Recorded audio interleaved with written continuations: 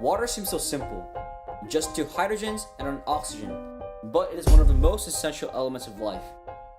The human body is composed of more than 2/3 water, and without water, we would quickly die. Given how vital water is to our lives, you would think everyone would have access to clean water. But unfortunately, that is not the case. Even though the US boasts some of the safest drinking water in the world, here in the DC area, 1 out of every 5 community water sources have reported health violations, and in Maryland, 33% of state populations is served by contaminated water systems. At this point, you may be wondering what we mean by contaminated water. Well, if your water comes from surface water, that is a river or lake, it can be exposed to acid rain, stormwater runoff, pesticide runoff, and industrial waste. If your water comes from groundwater, private wells, and some public water supplies, it can be contaminated by disease-producing pathogens, leached from landfills and septic systems, careless disposal of hazardous household products, agricultural chemicals, and leaking underground storage tanks. Most US water systems are fed by groundwater, which is usually cleaner since it's filtered by subterranean soil and rocks. But since urban areas rely on rivers and lakes, more Americans use surface water systems, even though they represent the minority of the country's water sources. The US government has set restrictions on contaminant levels in our water, but it is becoming apparent these regulations are not sufficient.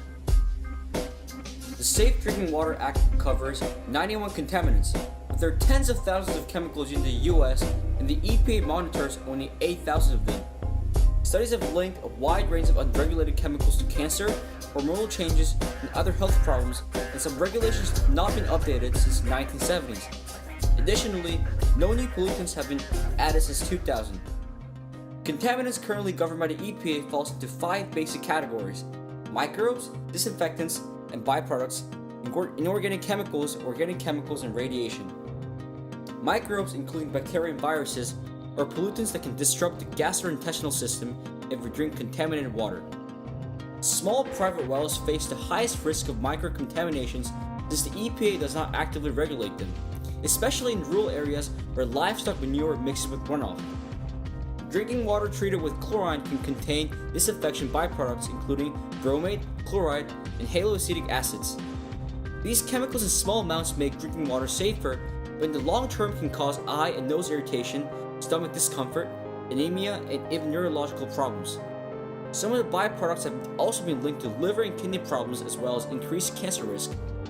Inorganic chemicals including metals like arsenic, copper, lead, and mercury are one of the oldest water pollutants. Arsenic can poison water sources as it rose from natural deposits, but today it also runs off from orchards and in waste from electronics factories. Other inorganic chemicals in drinking water can have severe neurological effects, especially in kids. Organic chemicals comprise the majority of EPA-regulated contaminants and include a wide variety of synthetic chemicals. Because these man-made chemicals are relatively new, our knowledge of their health consequences is fairly limited. Many are believed to cause cancer, wreak havoc on the endocrine system, cause cataracts, or induce kidney failure. The final category of EPA-regulated contaminants is radiation. Radioactive atoms known as radionuclides leached into drinking water can become a big risk factor for cancer. Contaminants in drinking water are rarely high enough to elicit immediate health effects, but more likely to affect humans with chronic health effects, including cancer, liver and kidney damage, disorders of the nervous system, damage to the immune system, and birth defects. Fortunately, some people are already taking action to help clean up our drinking water. Dana Scott, a specialist, advocate, and fervent user of organic hair products, accentuates the detrimental effects of regular hair products for our water supply.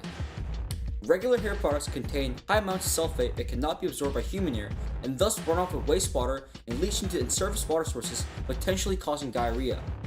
Dana Scott urges that we can easily prevent these adverse effects by using organic hair products that contain coconut oil, avocado oil, or olive oil in lieu of sulfates, since the natural oils are absorbed by human hair cuticles.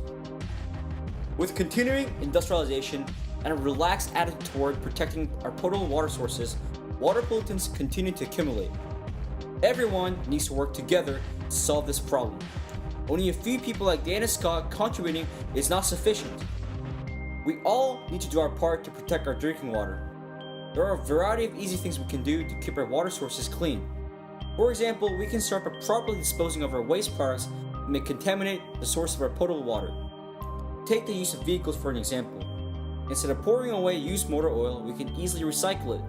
In addition, we can repair leaks of our cars before oil leaches into local rivers as a pollutant.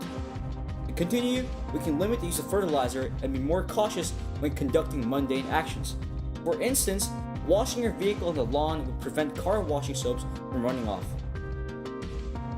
Although various government agencies such as the EPA are striving to preserve our drinking water, it is indubitable that conserving the environment is our duty, not that of any environmental agency. We must always remind ourselves that our everyday actions can make significant differences in our community and the world at large. It is up to you and me and all of us to protect our drinking water. Remember, you must be the change you wish to see in the world. It all starts with you.